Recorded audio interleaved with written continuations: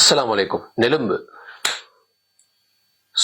நுளம்பு Indian தமிழ்ல கொசு. எவ்வளவு எண்ணோயிங். உலகத்துல யாருக்குமே இதை பிடிக்காது. மொத்த நெலும்பு உங்களோட காதடியில வந்து கொன்சர்ட் நடத்திச்சேன்டா மொத்த இரவுடைய தூக்கமும் அவ்வளவுதான். அமெரிக்கன் மொஸ்கிட்டோ கண்ட்ரோல் அசோசியேஷன் எம்கா உடைய தகவல் படி உலகத்துல 3000க்கு மேற்பட்ட நுளம்புடைய ஸ்பீஷீஸ் இருக்கு. 100 வகையான இனங்கள் நோய்களை பரப்பக்கூடியது. WHO உடைய தகவல் படி இந்த மொஸ்கிட்டோ போன் டிசீசஸால ஒவ்வொரு வருஷமும் 6.5 லட்சம் பேர் இறந்து போறாங்க. அதே நேரம் டெங்கு, மலேரியா இது ரெண்டால மட்டும் 35 கோடி பேர் ஒவ்வொரு வருஷமும் பாதிக்கப்படுறாங்க. சரி, அப்படின்னா இந்த எல்லா நுளம்புகளையும் அழிச்சு போட்டா என்ன? நீங்க ஸ்கூல்ல ஃபுட் செயினை பத்தி படிச்சிருப்பீங்க. அதுல ஒரு உயிரினம் எக்ஸ்டிங்க்ட் ஆகினாலும் எங்களை சுத்தி இருக்கிற ஈகோ சிஸ்டத்துல ஒரு பாரிய இக்கோலஜிக்கல் இம்பேலன்ஸ், ஒரு செயின் ரியாக்ஷன் ஒன்று உண்டாகும். சயின்டிஸ்ட் சொல்றாங்க அது எப்படி எங்க கண்ணுக்கு தெரியாத விளைவுகளை உண்டாக்கும் என்று எங்களுக்கே தெரியாது. அதுக்கு ஒரு சின்ன உதாரணம், ஆர்டிக்ல நோர்த் போல்ல முழு வருஷமும் ஐஸ் தான் இருக்கும். -50 வரைக்கும் போகும். அந்த நேரத்துல ஃப்ரீஸான தண்ணி, சூரியனை பார்க்க இயலாது, மரமட்டைகளை பார்க்க இயலாது, விலங்குகளை கூட பார்க்கறது சிரமம். ஆனா அங்க வருஷத்துல வெறும் 6 வாரங்கள் மட்டும் ஒரு சமர் ஒன்று வரும். அங்க இருக்கிற ஐஸ் எல்லாம் மெல்ட் ஆகி 10 மாதங்களாக ஃப்ரோசன் ஆகி இருந்த நுளம்பு முட்டைகள் பிரீட் பண்ண தொடங்கும். இப்ப அதிலிருந்து மில்லியன் பில்லியன் கணக்கான அந்த நுளம்புடைய லாவாக்கள் வெளியே வரும். அவைகள் இப்ப பெருசாகி அடல்ட் ஆகி அவைகள் முட்டையிடும். அதுக்குள்ளால அடுத்த வின்டர் வந்துடும். இப்ப அந்த முட்டைகள் தண்ணிக்குள்ள அப்படியே ஃப்ரீஸ் ஆகும். அடுத்த 10 மாதங்கள் வரைக்கும் அப்படியே இருக்கும், அடுத்த சம்மர் வரைக்கும். இதுல ஆச்சரியம் என்னண்டா, சரியா இந்த சீசனை டார்கெட் பண்ணி மில்லியன் கணக்கான மைக்ரேட்டரி பேர்ட்ஸ் வந்து ஏசியால, ஆப்பிரிக்கால இருந்து ஆயிரக்கணக்கான கிலோமீட்டர்ஸ் தாண்டி இந்த நோர்த் போலுக்கு வரும். எதுக்கு? ஹாலிடே கொண்டாடுறதுக்கு இல்ல, அந்த புழுக்களையும் நுளம்புகளையும் சாப்பிடுறதுக்கு. அப்ப இந்த நுளம்புகளையும் அதனுடைய லாவாக்களையும் நம்பி பலவிதமான பறவைகள், மீனினங்கள், பூச்சிகள் வாழ்ந்து கொண்டிருக்கு. அப்ப இந்த நுளம்புகள் எக்ஸ்டிங்க்ட் ஆகும் பொழுது மிக பெரிய ஒரு செயின் ரியாக்ஷன் ஒன்று உண்டாகும். அதே போல நுளம்புகள் பொலினேஷனுக்கு பெரிய ஒரு பங்காற்றுது.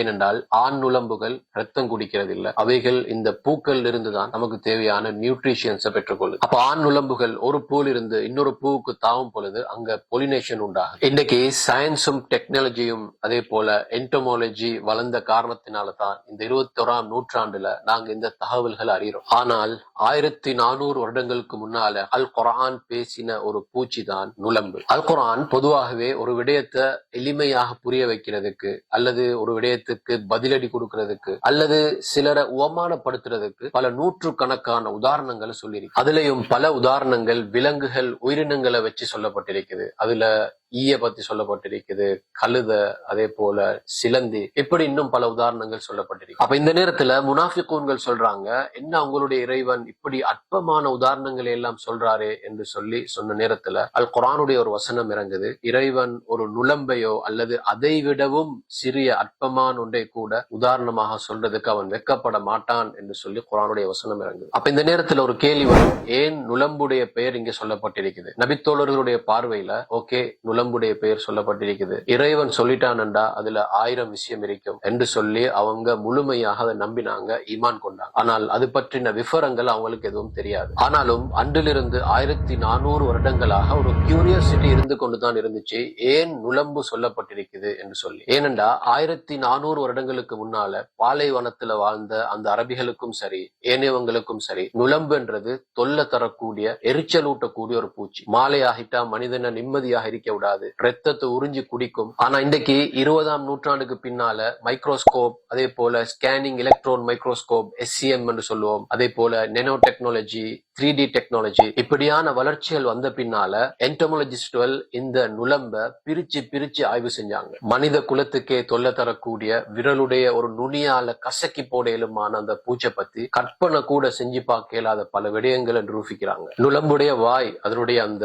ஊசி தும்பிக்கை போல இருக்கும். அதை வந்து ப்ரோபோசிஸ் என்று சொல்லுவாங்க. ஒரு முடியுடைய அளவுக்கு இருக்கும். அந்த ஊசியுடைய திக்னஸ் எவ்வளவு தெரியுமா? வெறுமனே 60 to 70 மைக்ரோமீட்டர். ஒரு மில்லிமீட்டரை 1000ஆல பிரிச்சு அதுல ஒரு பங்கு தான் ஒரு மைக்ரோமீட்டர். அப்படி என்றா வெறுமனே 60-70 மைக்ரோமீட்டர் என்றா யோசிச்சு பாருங்க எவ்வளவு சின்னதாக இருக்கு. நீங்க கேட்கலாம் இதுல என்ன இருக்குது என்று சொல்லி.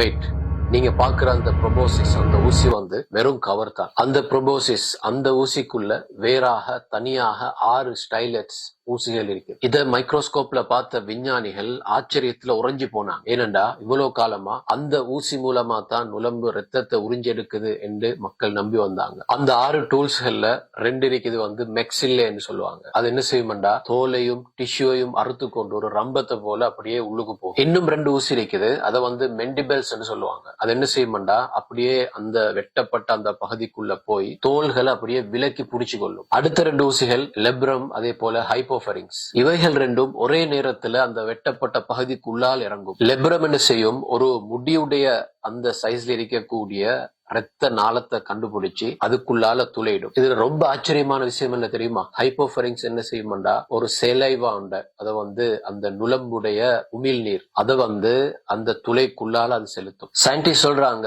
இந்த சேலைவா வந்து 2 வேலைகளை செய்யும். ஒன்று அந்த ரத்தம் கட்டியாகாம க்ளோட் ஆகாம பார்த்துக்கொள்ளும். அதே நேரத்துல அனஸ்தீசியாவுடைய ஒரு வேலையை செய்யும், அதாவது ஒரு மயக்கத்தை உண்டாகும். அதனால தான் அந்த நுளம்பு கடிக்க ஆரம்பிக்கிற நேரத்திலேயே எங்களுக்கு வலி விளங்காது. சுபஹானல்லாஹ். இப்ப பாருங்க அந்த நுளம்புடைய உதாரணம் ஏன் சொல்லப்பட்டிருக்கிறது என்று சொல்லி. இறைவனுடைய அத்தாட்சிகள்ல எதை எங்களுக்கு பொய்ப்படுத்த இயலும்?